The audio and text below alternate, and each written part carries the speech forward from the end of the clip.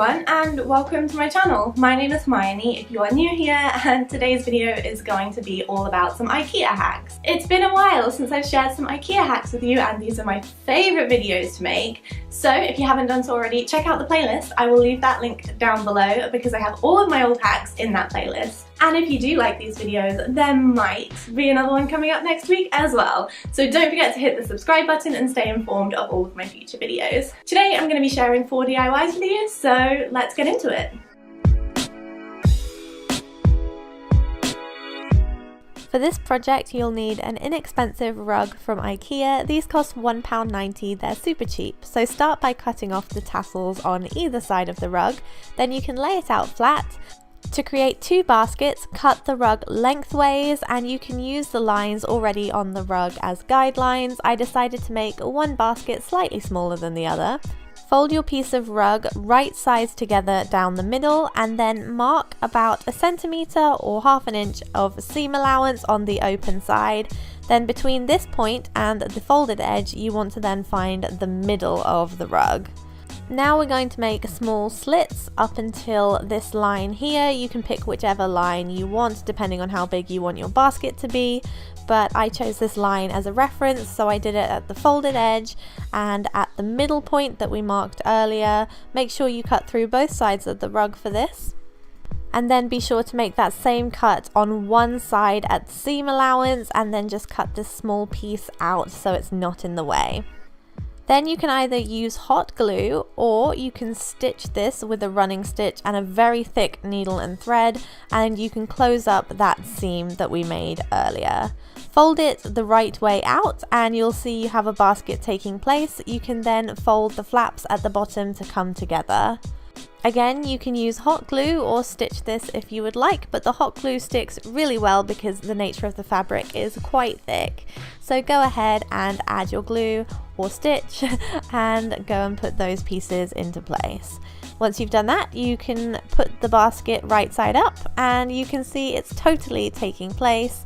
The last thing you have to do is fold the edges over to give it a nice clean folded look. And as you can see, I have one slightly big basket and a smaller one too. This is a great craft project to try because it's so easy, anyone can do it, and I think they make a statement without being too difficult of a craft project to make.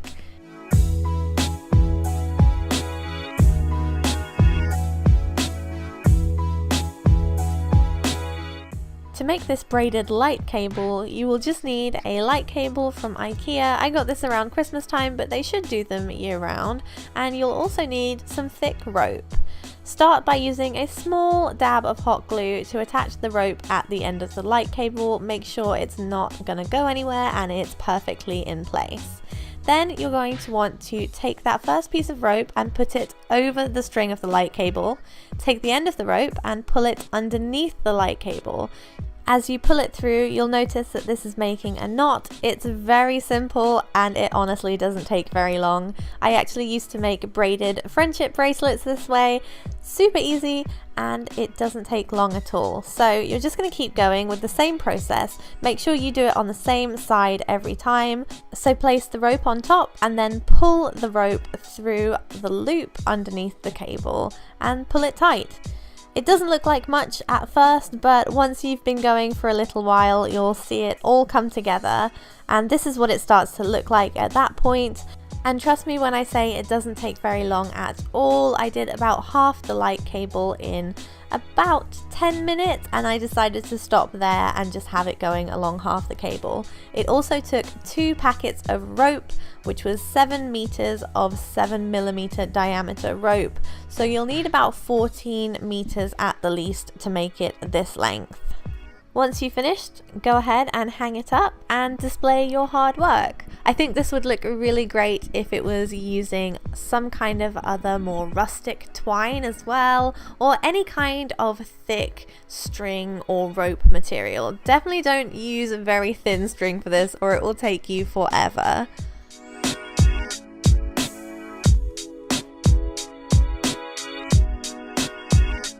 These splatter plates and bowls are so simple to make, so just get a glass plate or bowl from Ikea, they're really inexpensive. Take the sticker off and clean the bottom of it, and then go ahead and splatter using a paintbrush any colours of paint that you would like. For the gold I'm using Project Enamel because this is a very shiny metallic finish, but for the blue one I'm using just a regular old acrylic paint. Go ahead and leave this to dry, and when it's fully dry you can coat the bottom of the plate with a thin layer of spray paint in whatever colour you choose. I decided to go with white so that the colours would really pop, and I also made a bowl version of this too with some black and gold splatter print. I think this would look really fun with some bright colours as well, so if you guys do decide to make this, do show me how you made it and what you did with it. Maybe tag me on Instagram or show me on Twitter, I'd love to see how it turned out. And finally, I wanted to show you guys some more hacks. These are not necessarily DIYs, but they are IKEA products and they've been repurposed to be used in a different way. So the first is these glasses from the kitchenware section. They're really inexpensive, but they make really nice succulent pots or pots for any kind of cactus or flowers that you might have.